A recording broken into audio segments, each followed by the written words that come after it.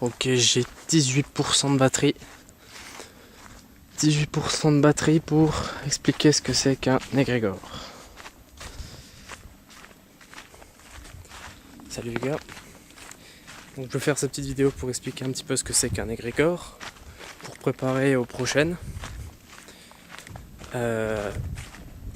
Donc la définition Wikipédia de l'égrégore. Un égrégore est, dans l'ésotérisme, un concept désignant un esprit de groupe influencé par les désirs communs de plusieurs individus unis dans un but bien défini. Cette force a besoin d'être constamment alimentée par ses membres au travers de rituels établis et bien définis. Donc qu'est-ce que ça veut dire ? Donc un égrégore, et ça se fait en groupe. Pour vous donner un exemple un petit peu parlant de ce que pourrait être un égrégore que vous vivez tout le temps, quand vous êtes avec vos amis par exemple, vous êtes avec vos amis, vous avez des vannes, des blagues récurrentes, des choses qui reviennent, les mêmes vannes.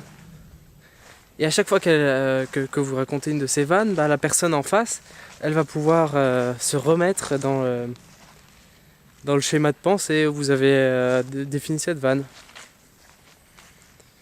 Ça c'est un égrégore. Exemple, moi dans ma famille, on parle très très souvent de Kaamelott. Et donc quand il y en a un qui dit où est la poulette, l'autre répond est-ce qu'on peut s'en servir pour donner de l'élan à un pigeon. Et ça peut s'activer, une fois dès que c'est activé, après on est parti pour on pourrait continuer très longtemps. Donc ça c'est un égrégore. En gros, un objet mental, une forme pensée dans notre cerveau, qui prend une place dans notre cerveau, et dès qu'on l'active, en présence des personnes avec qui on l'a inventé, on rentre dedans et on l'alimente. Donc dans la définition Wikipédia, je suis bien content qu'ils aient écrit ça là. Je vais vous relire la fin. Cette force a besoin d'être constamment alimentée par ses membres au travers de rituels établis et définis. Je suis content qu'ils aient écrit ça, puisque c'est une des principales caractéristiques de l'égrégore, c'est que il faut l'alimenter. Et donc si je fais cette petite vidéo, c'est juste pour préparer à ce qui va venir après. Donc vidéo sur théorie du complot. Et voilà. Des égrégores, il y en a absolument partout. C'est-à-dire que la religion, par exemple, c'est un égrégore immense. La politique, c'est un égrégore immense. C'est vraiment c'est un inconscient collectif réuni dans un but commun, qui est par exemple faire élire quelqu'un à la tête de l'État, ou bien accomplir sa foi pour être accepté par Dieu, pour aller au paradis plutôt. Bref, c'est vraiment quelque chose d'extrêmement récurrent qu'on retrouve partout. On retrouve partout. À partir du moment où il y a deux entités vivantes qui interagissent, il peut y avoir un égrégore qui se crée. C'est-à-dire un échange des deux individus pour arriver à un but commun, une idée commune. Alors à quoi ça sert un égrégore ? À quoi ça sert concrètement ? Un égrégore, c'est un mécanisme naturel, animal, qui est fait pour que tous les adhérents à l'égrégore aient un objectif commun, une idée commune, un but commun. C'est en fait un mécanisme qui permet à l'homme, pour prendre en exemple l'homme, de se complaire et de se rallier sous cet égrégore, sous cette cause, pour arriver à accomplir des choses qu'il ne pourrait pas faire tout seul en fait. Exemple, on peut regarder des temples indiens complètement fous qui datent d'il y a 12 000 ans. C'est des gens qui étaient sous le même égrégore de construire ce temple pour accomplir leur religion, leur foi, pour accomplir leur foi, ils ont adhéré à cet égrégore, ils sont devenus l'énergie vers une même cause. C'est en fait un petit peu... quand tu adhères à un égrégore, que ce soit conscient ou pas, tu deviens une pile. Tu deviens une pile qui donne de l'énergie à la cause de l'égrégore. Tu alimentes de ton être cet égrégore. Et c'est pour ça que du coup, quand on est dans un égrégore sans trop le savoir, ou bien parce qu'on n'a pas eu le choix, ou bien pour je ne sais quelle raison, on se rend compte que ça peut mener à des dérives monstrueuses. Les croisades, c'est un égrégore. Tout le monde qui se rallie derrière la cause de Hitler et qui fait des massacres, les SS, tout ça, c'est un égrégore. Et donc c'est un concept quand même qui est vachement vaste.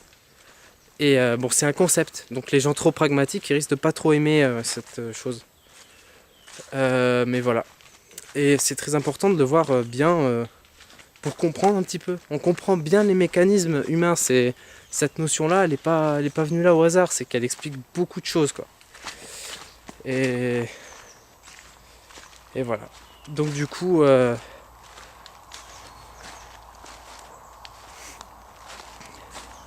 aussi, petit dernier point, une personne qui adhère à un égrégore, c'est une personne qui va accepter de se créer un alter ego.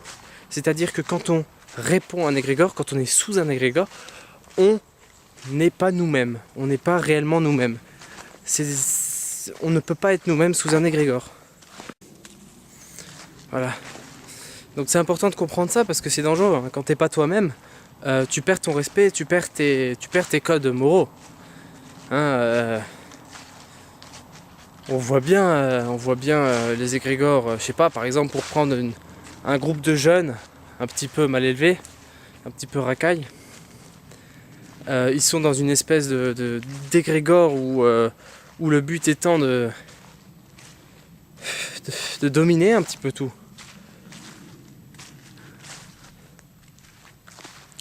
Et là-dedans, bah, ils vont faire n'importe quoi. On va voir le plus jeune de la bande qui sera capable de fumer, je sais pas, de la drogue juste pour se faire accepter. On va voir plein de comportements complètement ridicules en fait. Ridicules. Et ridicules dans le but de se faire accepter. C'est des comportements que ces personnes-là, si elles étaient elles-mêmes, ne feraient jamais. Mais comme elles sont sous l'emprise de cet alter ego et de cet égrégore, alors elles font n'importe quoi, elles font... voilà. Alors c'est pas quelque chose de négatif à la base, c'est-à-dire que nos plus grands projets, ils viennent d'égrégores. Hein, nos plus grandes évolutions en tant qu'humains, elles viennent d'égrégores. C'est juste que c'est un mécanisme très puissant, ça permet à tout le monde de se rallier sous une cause et de la faire évoluer. C'est très fort, c'est très très fort. C'est comme si je faisais un groupe Facebook où je mettais une équation, à résoudre, et que tout le monde se met à parler, à essayer de résoudre cette équation. En fait, tout le monde oublie son être pour la cause qui est résoudre cette équation. Et tout le monde donne de son énergie pour résoudre cette équation. Donc là, on se retrouve dans un super cerveau en fait. C'est-à-dire qu'on communique entre nous pour arriver à quelque chose. Donc en fait, l'égrégore, c'est un petit peu le super cerveau qui domine les autres. Et comprendre ça et maîtriser ça, c'est quelque chose de formidable pour arriver à mener à bien des projets. Voilà, c'est tout. Je vous dis ciao.